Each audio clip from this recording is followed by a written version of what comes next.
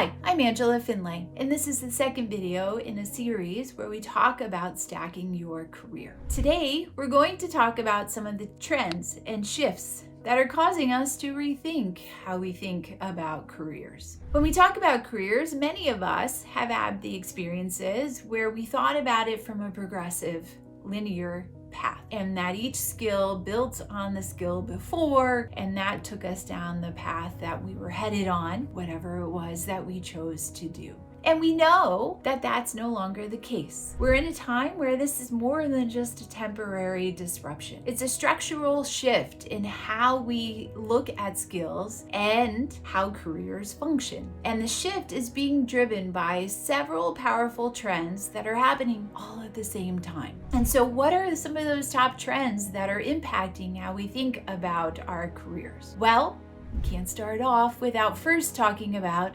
technology, which I'm sure is no surprise to anyone. According to the World Economic Forum's Future of Jobs report, broadening digital access is expected to be the single most transformative trend in organizations by 2030. Nearly 60% of employers expect it to significantly reshape how they operate and how they structure their organizations. And we all know when organizations change, careers change with them, jobs change. And that means that roles are evolving faster than job titles can keep up with. On average, workers can expect close to 40% of their current skills to change or become outdated by 2030. That's significant. Which leads me to trend number 2. Skills are shifting. As AI expands and we're seeing more creative and analytical domains become more important, we're seeing that professionals are confronting a deeper question about relevance. Historically, careers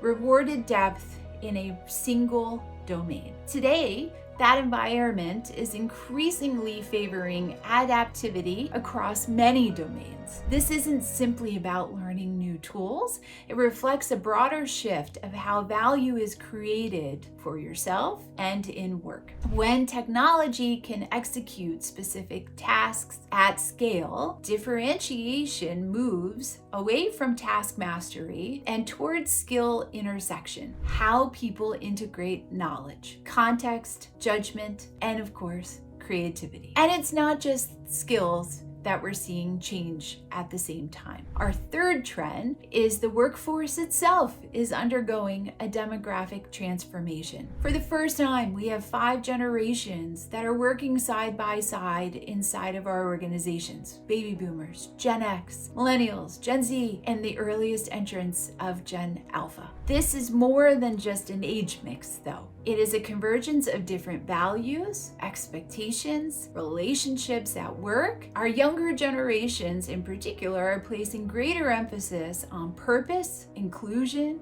flexibility, and well-being. Loyalty to a single employer is less assumed, and career identity is less tied to titles. The demographic overlap is also accelerating intergenerational learning. Experience still matters, but tenure alone will no longer be the predictor of whether or not you stay relevant in this current environment, which creates an interesting environment overall when we think about careers. We know that as we live longer, hopefully, our careers will also be longer. People are staying healthier for more years, and that reality stretches careers far beyond the traditional 40-year-old model. The concept of a 60-year-old career is now increasingly becoming relevant. Over the time span, we're not also going to sit in the same role for 60 years. Our careers will unfold across multiple roles, multiple industries, multiple phases, lateral moves, pauses, reinventions, even little side paths of interesting things that we want to explore,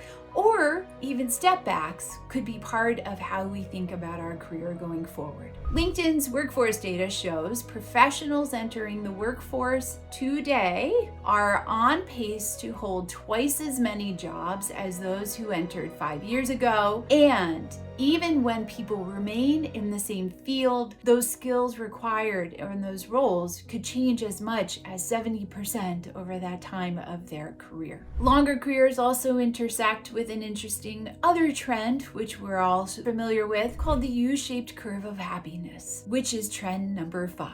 While not a new concept, definitely relevant now. Research continues to show that career satisfaction trends higher earlier on, dips midlife, often between your 30s and 40s, and rises again later. During that mid-career phase, people often experience a collision between expectations and realities when we think about our own professional lives. Some confront unmet expectations, ambitions. Others realize achievements they work so hard for are no longer the things that they want. Fulfillment isn't what they expected. And the decline in satisfaction isn't limited certainly to different industries or income levels. It's widespread and tends to be structural. In longer careers, individuals have a higher potential to dip more than once in this U-shaped curve of happiness. It explains why career questioning has become a prevalent experience happening right now, especially as we think about these longer term careers. Taken together,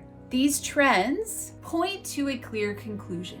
The idea of a single linear path no longer fits the world we're living in. Understanding these forces isn't about predicting a single future. It's about recognizing the rules themselves have changed. And this shift in context sets the stage for us rethinking our careers and how we understand them and how we can navigate for the decades to come ahead of us. With that, the next part of this 9-part short video series will highlight what we need to think about when we think about skill stacking, and in particular, how you think about intentionally, authentically devising your own stack so that you can take control of your own career. Stay tuned next week as we explore further in the Stacking Your Career series.